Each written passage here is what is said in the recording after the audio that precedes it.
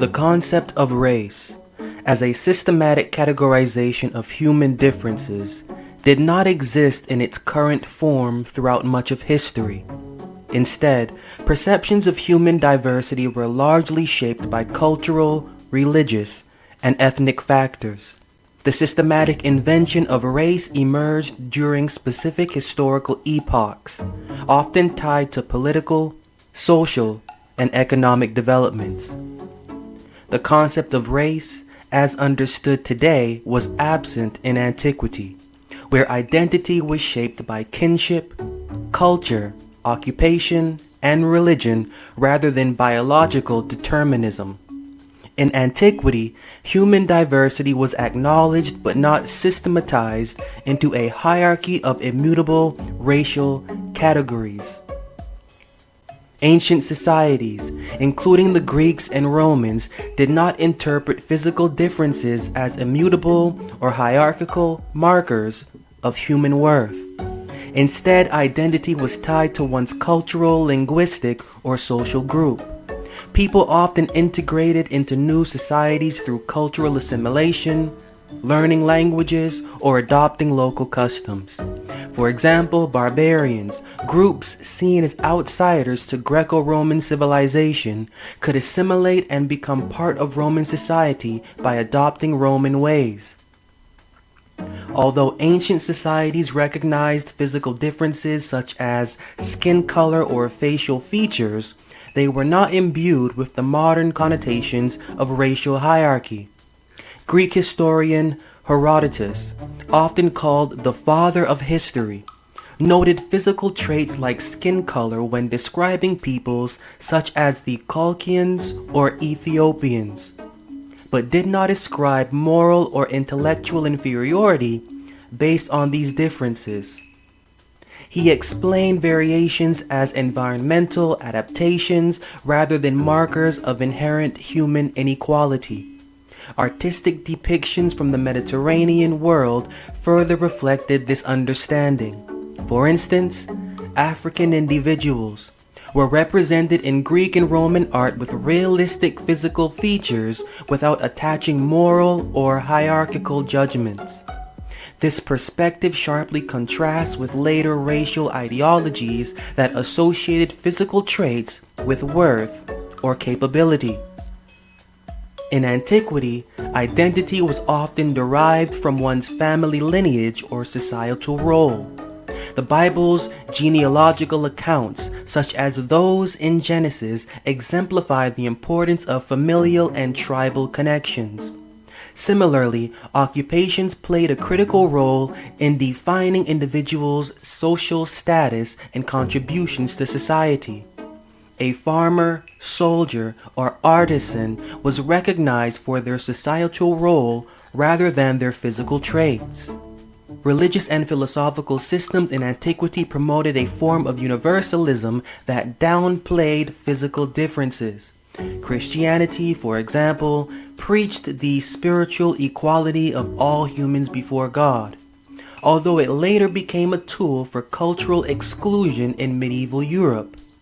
Similarly, Greek philosophers like Aristotle and Plato focused on cultural and intellectual development as markers of human achievement rather than biological determinism. The ancient Mediterranean was a hub of trade and cultural exchange, facilitating extensive interactions among diverse populations. Intermarriage was common, particularly in regions under empires like Alexander the Great's or the Roman Empire. These unions were often strategic, aimed at strengthening political alliances rather than emphasizing ethnic purity. This practice further underscores the lack of rigid racial boundaries in the ancient world. The concept of race in the European Middle Ages, while not fully developed into the systematic biological classifications of later periods, began to take shape through cultural, religious, and proto-biological ideas. This period saw the development of practices and ideologies that created hierarchies based on perceived differences among human groups. Religion was central to medieval racialization. In the Christian West, Jews were among the earliest communities subject to racialized treatment. Their distinct religious identity was linked with stereotypes and physical caricatures, such as the infamous depiction of Jews possessing horns or having a supposed Jewish stench. These physical and cultural attributions were rooted in theological narratives that framed Jews as perpetual outsiders, marked by their rejection of Christ. Such stereotypes were codified through laws requiring Jews to wear identifying badges and live in segregated areas. Islam was another significant axis of medieval racialization. The Crusades not only militarized the distinction between Christians and Muslims, but also racialized it by portraying Muslims as morally and culturally inferior. These distinctions were tied to European Christianity's universalizing mission and its effort to consolidate internal unity against an external other. The Middle Ages saw the emergence of legal frameworks that institutionalized racial and ethnic distinctions. The Fourth Lateran Council in 1215, for example, mandated that Jews and Muslims wear distinct clothing to visually separate them from Christians. These decrees, reinforced by local laws, were precursors to the racial governance systems seen in later periods. Canon law, while primarily religious, played a biopolitical role in governing heretical populations, blurring the lines between religious and racial identities. Jews, in particular, were subjected to intense surveillance, which regulated their economic activities and residential patterns. This legal and administrative control helped construct Jews as a distinct and marginalized group within medieval European society. The racialization of groups in the Middle Ages was also mediated through cultural artifacts. Maps, such as the Hereford Mappa Mundi, depicted the world as divided into hierarchical zones, with Europe occupying a central and superior position. Regions inhabited by others were portrayed as exotic, strange, or monstrous. These visual representations reinforced a sense of European identity as civilized and superior, contrasting with the dehumanized depictions of non-Europeans. Literature also played a role in shaping racialized narratives. Works such as Chaucer's Prioris's Tale amplified the ritual murder libel, portraying Jews as malevolent figures capable of heinous acts against Christians. These stories circulated widely, embedding racialized stereotypes in popular imagination and communal memory. Economic factors also influenced medieval racial practices. Jews were indispensable to the financial systems of medieval Europe, often serving as moneylenders in a society where Christians were prohibited from charging interest. This economic role, however, made them targets of resentment and persecution. Pogroms and expulsions often followed accusations of financial exploitation or ritual murder, as in the case of the 1255 execution of Jews in Lincoln. Similarly, the expansion of Christendom through the Crusades and trade brought Europeans into contact with a variety of cultures. These encounters often led to the construction of hierarchies that framed non-Christians, particularly Muslims and Africans, as inferior. The racialized language used to describe these groups laid the groundwork for later European colonial ideologies. Medieval racialization intersected with gender in significant ways. The portrayal of Jewish women as seductive or unclean contributed to the broader demonization of Jews. Similarly, Muslim women were exoticized in European literature, their perceived sensuality reinforcing racialized notions of moral and cultural difference. The 17th century marked a pivotal moment in the development of modern racial classification. as intellectual, scientific, and socio-political factors converge to create new ways of categorizing human diversity. The works of key thinkers, colonial expansions, and the increasing reliance on physical traits for human taxonomy laid the groundwork for systematic racial ideologies. Francois Bernier's 1684 essay was among the first attempts to classify humanity into races based explicitly on physical characteristics. Beyond previously mentioned aspects, Bernier's work reflected the empirical, observational approach characteristic of the scientific revolution. His classifications included not only broad geographical groupings but also detailed physical observations such as skin tone, facial structure, and body shape. For instance, Bernier described Africans as having thick lips and oily skin and focused on their hair texture, which he claimed was unlike proper hair, emphasizing physical differences to create fixed categories. Bernier's approach also contrasted with earlier methods of categorization, which relied heavily on cultural, linguistic, or religious factors. While his classifications were imprecise and not yet tied to hierarchical value systems, they were significant for their shift toward using biology as the natural basis for human difference. This transition marked a departure from medieval and Renaissance frameworks that often rooted human variation in environmental or cultural explanations. The 17th century was marked by the expansion of European colonial empires, which created a practical need to categorize the diverse populations encountered in the Americas, Africa, and Asia.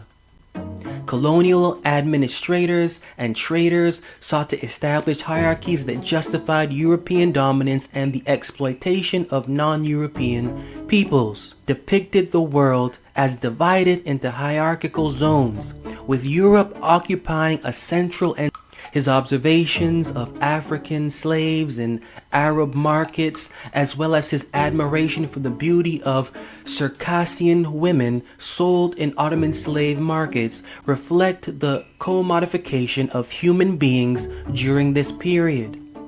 These depictions linked physical traits with social and economic roles, embedding racialized ideas within the global trade networks of the time. The intellectual movements of the 17th century, particularly the rise of empiricism and natural philosophy, provided fertile ground for the emergence of racial classification systems. The empiricists focus on observation and classification as seen in the works of Pierre Gassendi and other contemporaries of Bernier influenced his methodology. Bernier, a student of Gassendi, applied this empirical lens to human diversity, framing physical traits as observable and measurable criteria for categorization. This intellectual shift also aligned with the broader project of Enlightenment thought, which sought to systematize knowledge.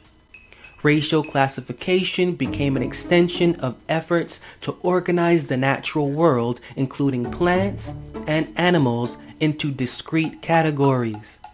Although Bernier's racial taxonomy was rudimentary, it anticipated the more elaborate racial hierarchies that would be developed in the 18th century by thinkers like Carl Linnaeus and John Frederick Blumenbach. A key innovation of 17th century racial thought was its departure from traditional explanations of human diversity rooted in biblical genealogy. Earlier frameworks often traced human variation to the descendants of Noah's sons, a perspective that linked diversity to theological and moral narratives. Bernier, however, rejected this biblical model, opting instead for classification based on physical and geographical criteria. This secular approach signaled a significant rupture with medieval and early Renaissance thought, paving the way for racial science to develop as an ostensibly objective and empirical discipline. Bernier's classifications extended beyond Europe, Africa, and Asia to include the Americas. However, his treatment of Native Americans was hesitant. He considered placing them in a separate race, but ultimately grouped them with Europeans, suggesting that their differences were not sufficient to justify a distinct category. Despite this inclusion, Bernier portrayed Native Americans as culturally inferior, a view that aligned with colonial attitudes toward indigenous populations. In addition to Native Americans, Bernier described populations in South Asia and the Middle East as part of a broader first race, which he linked to a shared whiteness. However, this categorization was not without its ambiguities. He noted that the darker skin of South Asians was accidental, attributing it to environmental factors like exposure to the sun. This environmental explanation reflected the transitional nature of his racial thinking, which oscillated between physical determinism and older, non-biological frameworks. Although Bernier's classifications were not explicitly hierarchical, his descriptions hinted at a preference for certain groups. For example, he expressed admiration for the beauty of European and Circassian women, using aesthetic judgment as a subtle indicator of superiority. This early linkage of physical appearance with value would become a cornerstone of later racial hierarchies, where whiteness was idealized and associated with cultural and moral supremacy. The role of colonialism and capitalism in shaping racial ideologies during the periods herein covered is deeply intertwined with the development of global trade, economic exploitation, and cultural domination. These forces created a context in which human categorization served to justify the subjugation and exploitation of colonized and enslaved populations. Colonialism and capitalism created economic structures that necessitated the dehumanization and differentiation of laboring populations. As Francois Bernier observed during his travels, the commodification of African slaves and their physical attributes was central to the economies of the Mediterranean and Indian Ocean regions. His descriptions of Africans in slave markets reflected this systematic linkage between race and economic utility, where physical traits were used to define individuals as property. Similarly, the slave trade emerged as a cornerstone of colonial economies, with racial distinctions used to rationalize the enslavement of Africans. These distinctions were not only practical but ideological, reinforcing the notion that certain groups were naturally suited for labor-intensive roles. This belief became a foundational element of racial hierarchies in colonial systems with profound economic consequences. There is a noted historical medieval racial practice highlighting a proto-racial commodification of Jewish and Muslim bodies during the Crusades and through economic restrictions in Europe. However, this commodification reached new heights in the 17th century with the transatlantic slave trade and the broader global expansion of European empires. The systematic treatment of human beings as commodities, classified and valued based on physical characteristics, was both a product of and a driver for capitalistic expansion. Colonialism also amplified the racialization of non-European populations through direct encounters. As Europeans expanded into Asia, Africa, and the Americas, they categorized indigenous and enslaved populations in ways that reinforced colonial hierarchies. The hierarchical organization of colonies, where Europeans occupied governing positions while enslaved Africans and indigenous peoples performed labor, was justified through such racial categorizations. These hierarchies were not merely social constructs, but economic necessities for the efficient operation of colonial plantations, mines, and trade networks.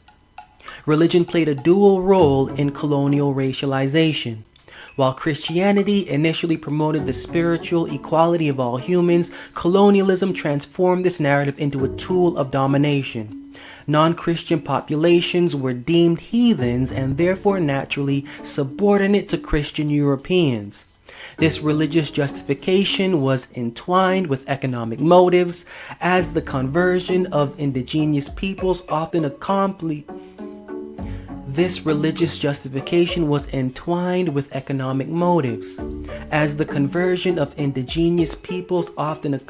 the seizure of their lands and resources. The expansion of global trade networks in the 17th century intensified the economic and ideological underpinnings of racialization. The movement of goods, people, and capital created a system in which racial distinctions became markers of economic roles. Africans, for example, were overwhelmingly associated with slavery, while Asian populations were viewed through the lens of exoticism and their contributions to luxury goods like spices and textiles. Colonial administrators developed legal and social systems that institutionalized racial hierarchies. These systems included labor codes, land ownership laws, and restrictions on intermarriage, all of which were designed to maintain European dominance. For example, Bernier's classification of humanity into distinct groups based on physical traits reflected the emerging legal frameworks that regulated colonial societies. These frameworks formalized racial differences and justified the exploitation of colonized peoples. The economic benefit of colonialism necessitated the development of ideologies that rationalized exploitation. By framing certain populations as naturally inferior or suited for labor, colonial powers justified their economic policies. This rationalization extended to cultural and intellectual domains where racial theories like those proposed by Bernier gained traction as scientific validations of colonial practices. The concept of race, as revealed through historical analysis, is an artificial and illegitimate construct designed to divide humanity. Rooted in socio-political, economic, and cultural motives rather than biological reality, race serves as a mechanism of power and hierarchy rather than an accurate reflection of human diversity. By examining its origins and development in antiquity, the Middle Ages, and the early modern period, it becomes evident that race was created to rationalize systems of exploitation and domination, and its persistence underscores the enduring impact of these systems. Modern anthropology and genetics have dismantled the biological basis of race, revealing that the variations used to define racial categories are superficial and do not align with genetic distinctions. Earlier societies did not perceive these traits as markers of fixed or hierarchical divisions. The persistence of racial ideologies is thus a testament to their socio-political utility rather than their scientific validity. Throughout history, race has been used to divide humanity for the benefit of dominant groups. In the medieval period, it justified the exclusion of Jews and Muslims. In the colonial era, it rationalized the exploitation of African slaves and indigenous populations. These divisions were constructed to maintain systems of power, whether through religious dogma, economic necessity, or colonial ambition. Race, as explored through historical analysis, is not a biological reality, but a socio-political invention designed to divide and exploit. From the fluid identities of antiquity to the constructed hierarchies of colonialism, militarized the distinction between Christians and Muslims, but also racialized it by portraying Muslims as morally and culturally inferior. These distinctions were tied to European Christianity's universalizing mission and its effort to consolidate internal unity against an external The historical insights herein reviewed underscore that the differences among humans are cultural, contextual, and dynamic, not fixed or biologically determined.